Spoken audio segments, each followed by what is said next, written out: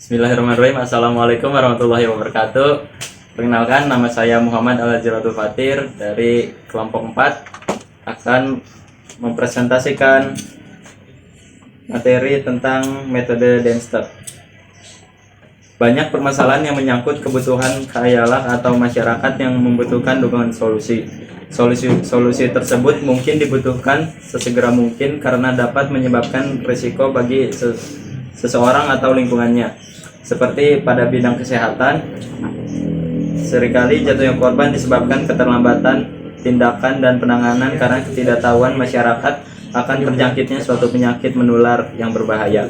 Yang pertama, keterlambatan tindakan ini dapat disebabkan karena yang bersangkutan belum tahu apa yang sebaliknya dilakukan dan kemana seharusnya mendapatkan bantuan atau pertolongan. Misalnya klinik, rumah sakit, laboratorium, apotek, dan sebagainya yang dapat segera dijangkau. Penyakit menular merupakan masalah penting yang terjadi hampir di semua negara berkembang. Angka kesakitan dan tingkat kematian relatif tinggi dan dalam kurun waktu yang relatif singkat. Penyakit menular adalah penyakit infeksi yang disebabkan oleh virus, bakteri, atau parasit. Yang kedua, berdasarkan data Dinas Kesehatan Kota Malang tahun 2016 mengenai perkembangan kesehatan di Kota Malang, terdapat beberapa penyakit menular yang menjadi perhatiannya, diantaranya faringitis, radang tenggorokan, difteri, demam berdarah, denggi, DBD, demam tifoid atau tipes, tuberkulosis, dan kusta. Selanjutnya akan dibacakan oleh Yogi Adi Saputra.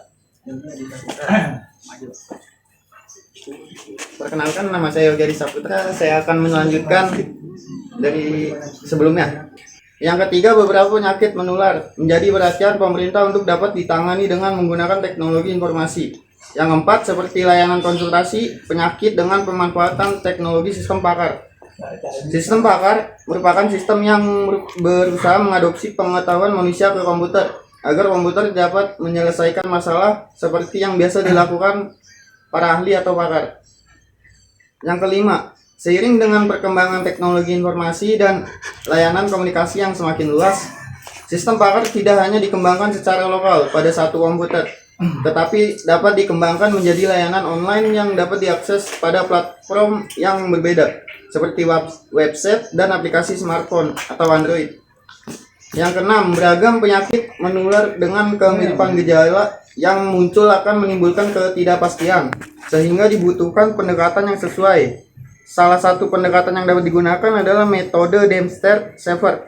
Metode Dempster-Shafer adalah suatu teori matematika tentang pembuktian berdasarkan fungsi, kepercayaan, belief function, dan pemikiran yang masuk akal. Yang ketujuh, metode Dempster-Shafer dapat digunakan untuk mengatasi faktor ketidakpastian dalam sistem pakar yang menyebabkan ditemukannya banyak kemungkinan diagnosis dengan cara mengkombinasikan potongan informasi yang terpisah untuk mengkalkulasikan kemungkinan dari suatu peristiwa berdasarkan nilai kepercayaan yang diberikan. Selanjutnya akan dibacakan oleh teman saya. Perkenalkan, nama saya Muhammad Faryasiti. Saya akan melanjutkan pembahasan dari Mas Yogi. Yang ke-8, penerapan metode Dempster-Shafer pada sistem pakar telah banyak dilakukan pada penelitian sebelumnya dengan jenis kasus yang beragam. Penelitian Minardi DKK 2016 menggunakan metode Dempster. 8. Penerapan metode Dempster-Shafer pada sistem pakar telah banyak dilakukan pada penelitian sebelumnya dengan jenis kasus yang beragam. Penelitian Minardi DKK 2016 menggunakan metode Dempster-Shafer dan decision untuk mendiagnosa penyakit kehamilan. Hasil pengujian validasi mendapatkan nilai akurasi sesuai 76% dan akurasi tidak sesuai 24%. 9. Penelitian Yusniar DKK 2018 setelah mendiagnosa penyakit mata menggunakan Dempster-Shafer dengan input 32 gejala dan 8 jenis penyakit mata. 10.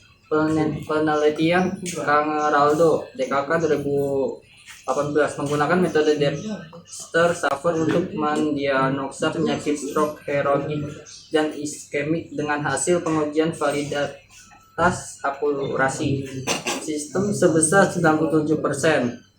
11 penelitian Novaria DKK 2018 mendiagnosa penyakit hepatitis menggunakan Dexter Saver dengan membagi jenis penyakit menjadi 5 jenis virus hepatitis. Penelitian Alka DKK 2019 melakukan penelitian untuk mendeteksi jenis perilaku ADHD pada anak yang terbagi menjadi 3 jenis gangguan, yaitu hiperaktif, inatensif, dan impulsif.